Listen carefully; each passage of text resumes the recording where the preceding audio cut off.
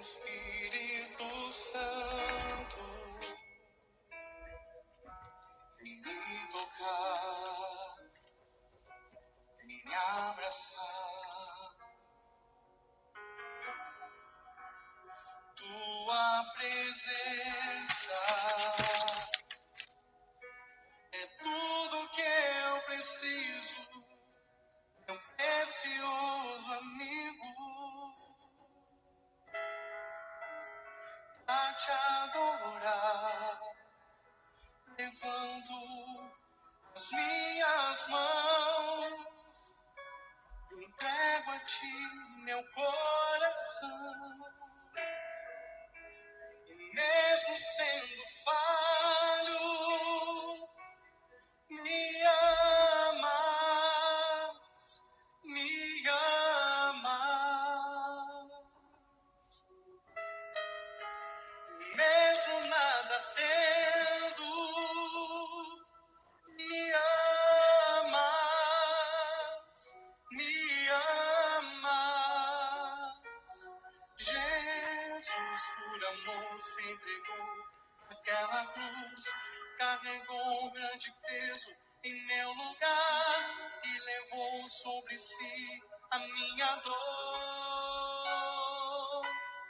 Jesus, por amor, se entregou naquela cruz, carregou um grande peso em meu lugar e levou sobre si a minha dor.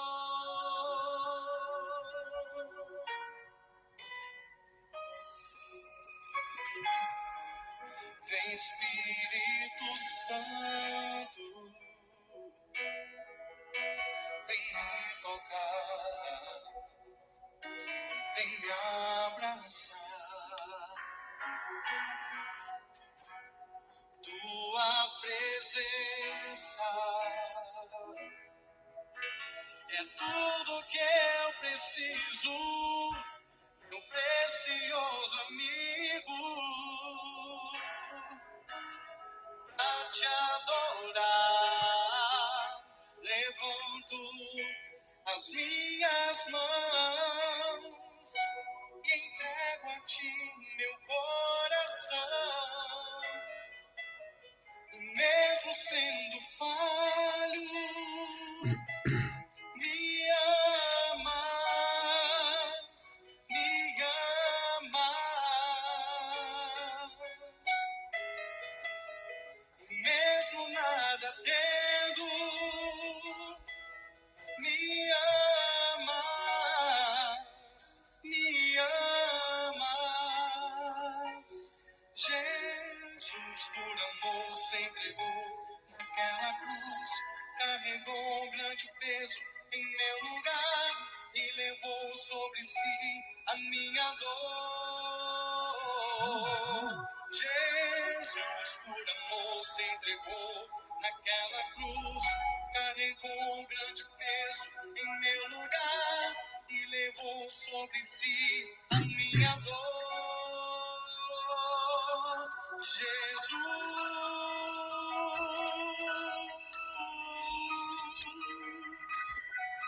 Jesus, nome precioso, Jesus,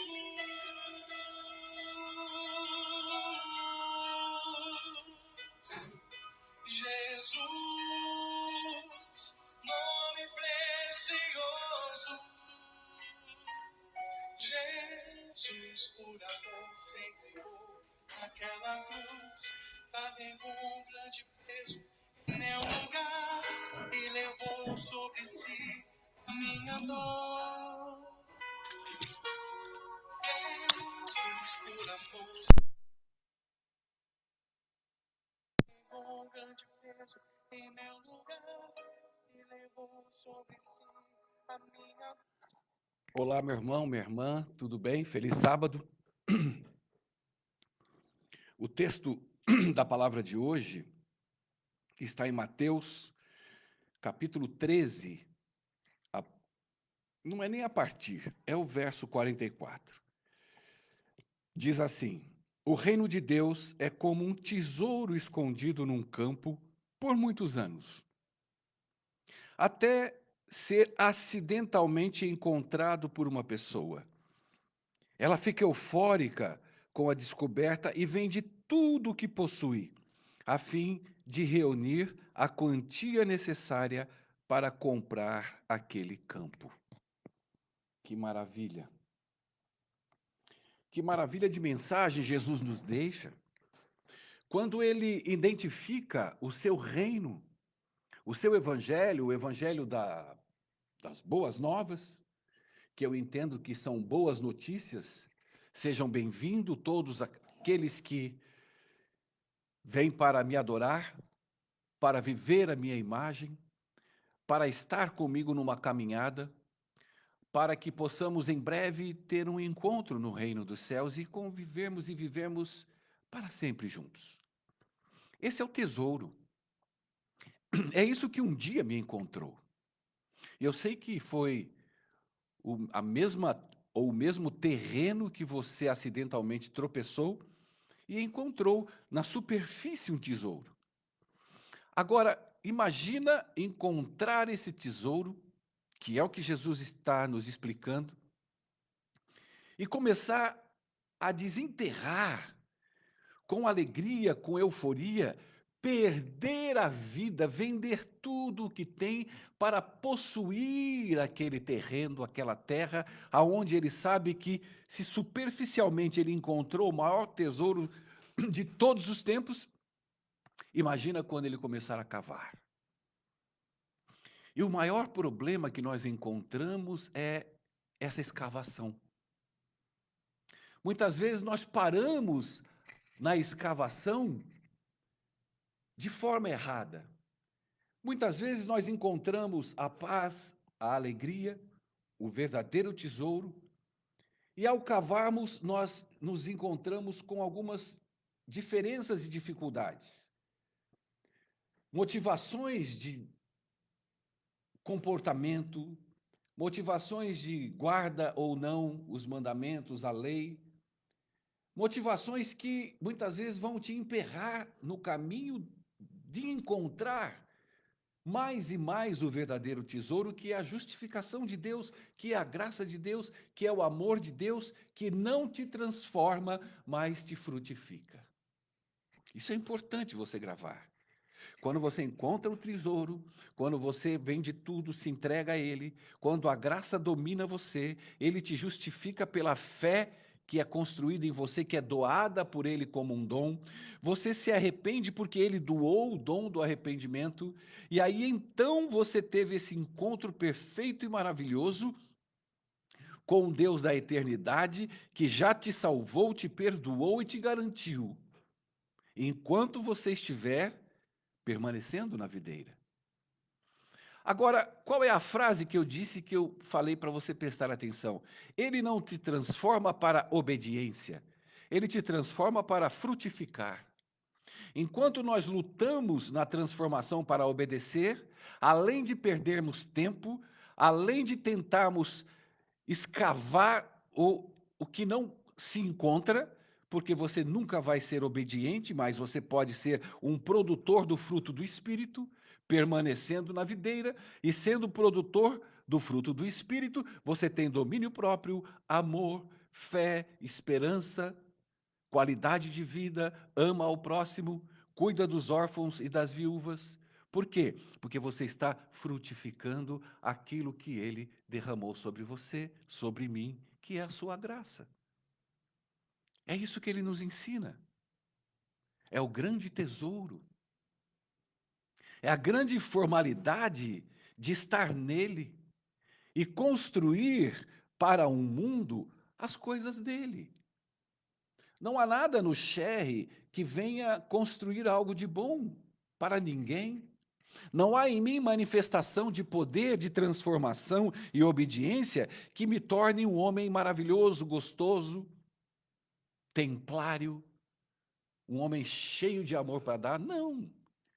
O que acontece com o Sherry quando encontra o tesouro é frutificar aquilo que sai da videira. O caule da videira que passa pelo ramo, que é o cherry, é amor, bondade. alegria, salvação, arrependimento, fé, amor ao próximo e a Deus acima de todas as coisas, porque esse caule vem da videira. Vindo da videira, eu sou um condutor que vou jorrar isso em fruto ou em frutos.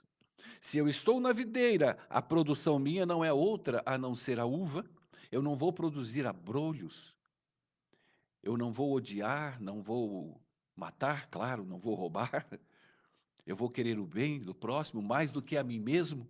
Farei para o próximo aquilo que eu gostaria que fizesse por mim. Mas por quê? Porque eu me tornei um bom homem? Não. Porque esse é o fruto da videira.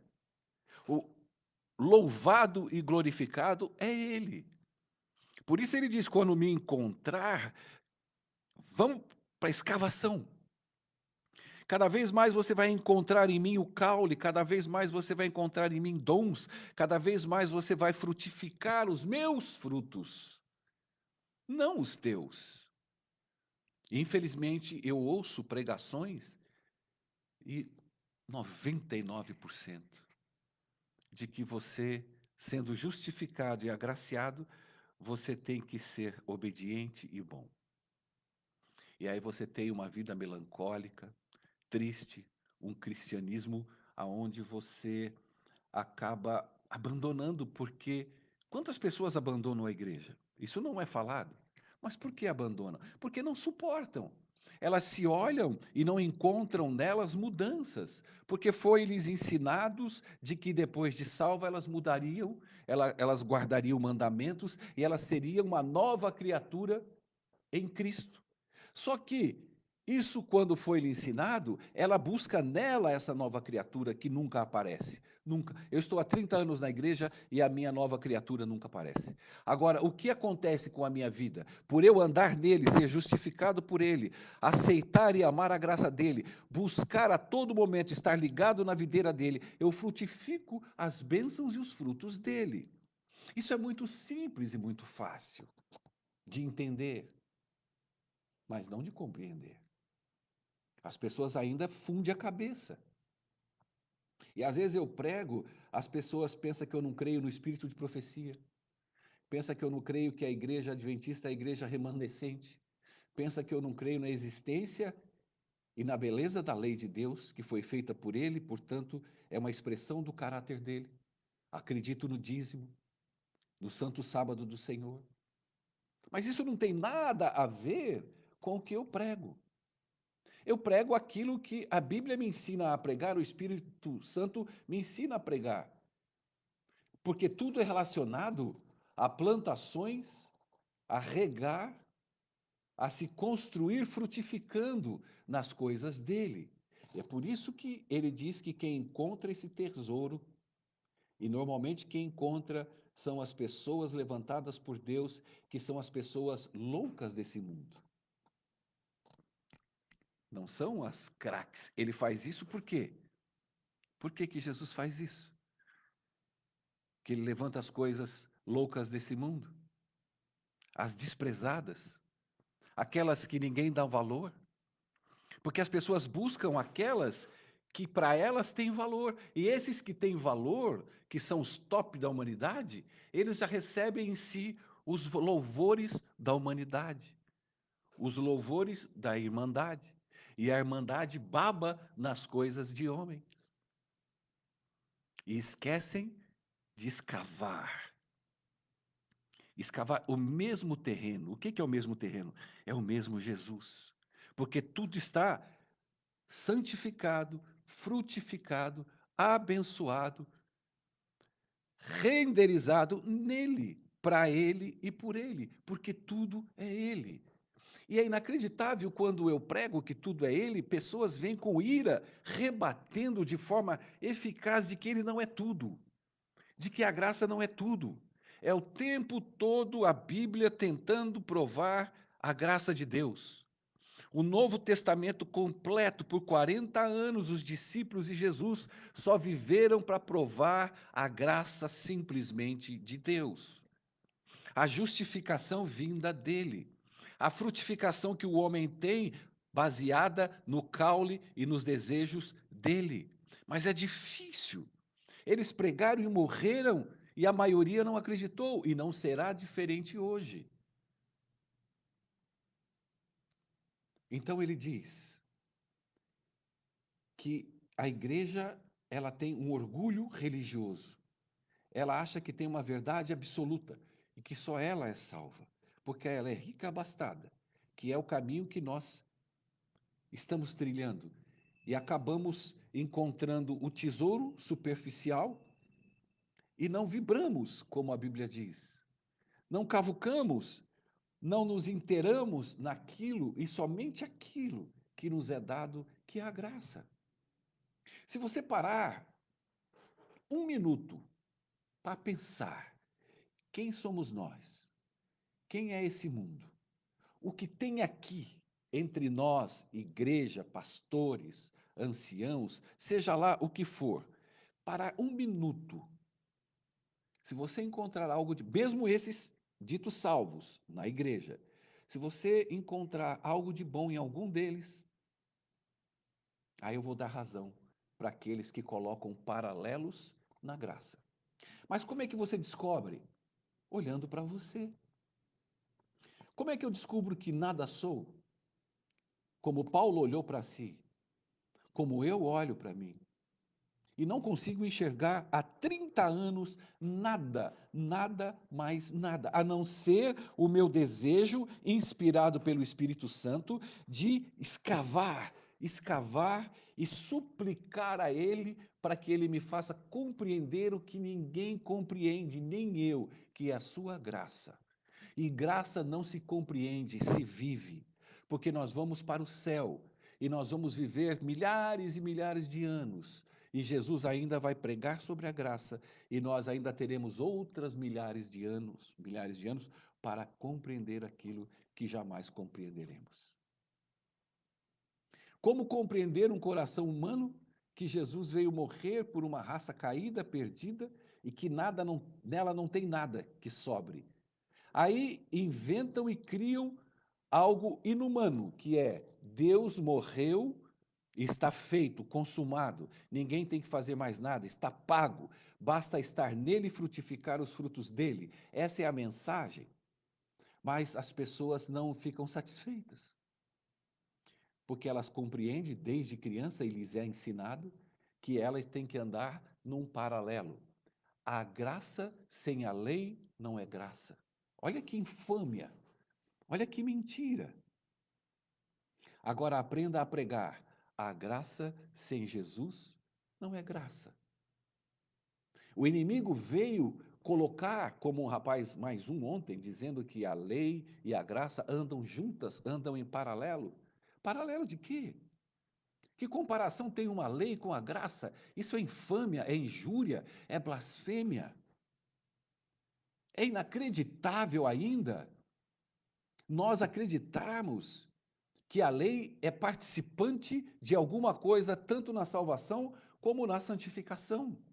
Aí, para aplacar o coração do legalista, ele diz que ela mostra o seu pecado. Mentira. Quem mostra é o Espírito Santo. A lei é uma tábua de pedra, ela não mostra nada para ninguém. Mas a gente dá vida na idolatria e na idolatria pagã, humana e brasileira como nós. Mas isso está impregnado no mundo.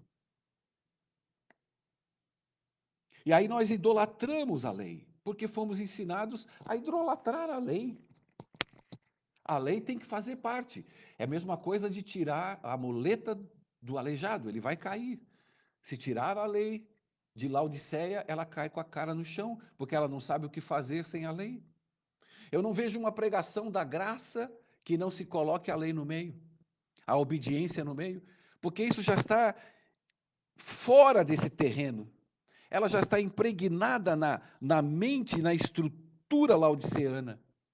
E ela desgraça a graça, acrescentando os detalhes para que a graça tenha valor. Porque para muitos, a graça só tem valor mediante a obediência, mediante a guarda da lei, mediante fatores que você venha praticar. Para eles, isso é graça. Por quê? Porque Satanás enfiou isso na cabeça de Laodiceia. E Laodiceia, como ela é pagã, como Laodiceia, ela depende de algo porque não vive a graça, não é convertida, ela carrega sobre ela a lei como a salvação no sentido de base na vida de uma família, na vida aonde ficam as ovelhas, o aprisco. A lei ela entra em algum momento, porque se ela não entrar, o pagão morre na fé. Por que ele morre na fé? Porque a graça para ele é insuficiente. Por que é insuficiente? Porque ele não quer se converter. Por que ele não quer se converter? Porque se ele se converter, ele deixa de ser ele e ele tem que praticar os frutos do Espírito. Então é mais fácil ele ter o controle da religião, o controle do paganismo na sua vida, o controle da lei, mandamento e transformação, e vive nessa ilusão dia a dia, sábado após sábado, fingindo ser o que não é, maquiando o seu rosto de Laodiceia. E Jesus está gritando para Laodiceia se entregar a Ele, se entregar à graça, deixar o Espírito trabalhar, se tornar verdadeiramente adventista do sétimo dia, frutificar os frutos do Espírito, mas não. É melhor eu ter o controle. O controle quando eu tenho a lei. O controle quando eu busco mudanças. Porque assim eu estou sempre me iludindo, todos os dias, de que eu mudo, mudei e vou mudar. E os anos passam e você continua o mesmo limbo de sempre. E o Espírito Santo não consegue trabalhar na sua vida. É assim que Laodiceia vive. É assim que a palavra de Deus prega desde sempre. É assim que essa mensagem é rejeitada desde sempre e não será diferente hoje. A rejeição da graça hoje, ela é plena. Encontramos o terreno e encontramos o tesouro, mas escavar ninguém quer. Querem viver o legalismo de Laodiceia, a beleza de uma santidade sabática, não é? E aí se finge santo, se finge guardador do que não guarda, da lei, se finge obediente, é desobediente, não obedece, não tem não há um justo sequer, não há quem faça o bem, todos pecaram e carecem da glória de Deus. O que é a glória de Deus a não ser a graça? Porque todos pecaram. Quando ele diz todos, é todos. É pastor, é presidente da associação, é Sherry Filho, é você que está me ouvindo. Não há quem faça o bem, não há um sequer, porque não há um. Se não há um, não há um. Porque houve um chamado Jesus. Mas essa mensagem não serve. Essa mensagem, ela é terrível. Chegaram a dizer que Jesus tinha demônio. Você lembra disso?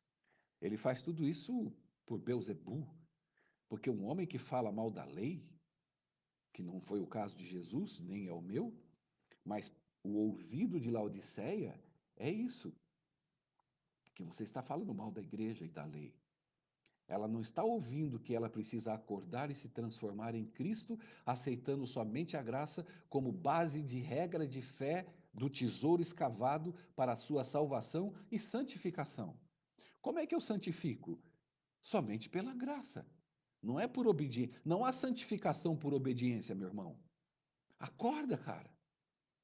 Por que Jesus sabe que não há santificação por obediência? Porque ele sabe que você não obedece. Ai, Sherry, mas ele me dá poder. Ele te dá poder para você frutificar, não para obedecer. Porque você não obedece. Os discípulos e depois apóstolos pregaram, brigaram entre si. Pedro foi falso, viveu no meio dos judeus, enganou o povo do mundo, fingiu ser judeu. Paulo e Pedro brigaram, Marcos ficou com medo e fugiu, porque esses somos nós. Ninguém obedeceu ali, eles frutificaram. Paulo vivia numa economia que ele não tinha Bíblia como base, ele não tinha espírito de profecia como base, ele viveu a vida no espírito. Nada o orientou a não ser o espírito. Ora, para ele ser orientado assim, ele dizer: que homem que é esse aqui, cara? O que eu quero fazer, eu não faço, que é a vida na carne. Mas o que eu não quero, eu estou fazendo. O que eu estou fazendo que eu não quero? São os frutos. Eu estou apanhando, não quero. Eu estou dormindo na prisão gelada, no meio de fezes e ratos, eu não quero. Eu estou pregando para um monte de imbecis, eu não quero. Eu estou tentando converter Laodiceia a Jesus, eles não querem, mas eu não quero também, já encheu os paculé falar a mesma coisa para eles. Mas ele fazia tudo isso e vivia tudo isso. Por quê? Porque ele era obediente? Porque ele guardava a lei? Não, porque dele saía e emanava os frutos do Espírito. Agora, para que isso ocorra, você tem que morrer. Aquele que não deixar a vida por mim não é digno de mim.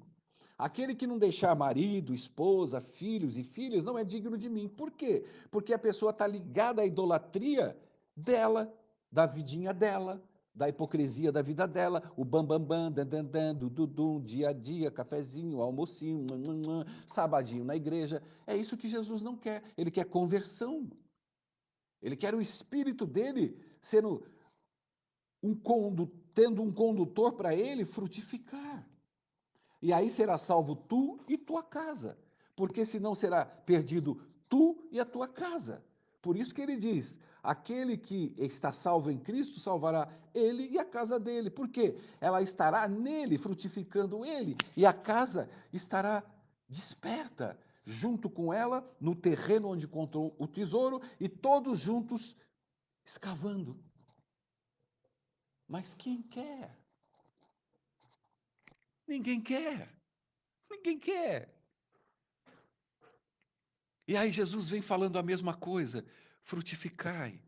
Aquele que vai, ele viu a figueira cheia de flores, aquilo indicava que tinha fruto. Ele via Laodiceia, você, cheio de flores, com a roupinha de sábado, sem maquiagem, sem nada na unha, não é?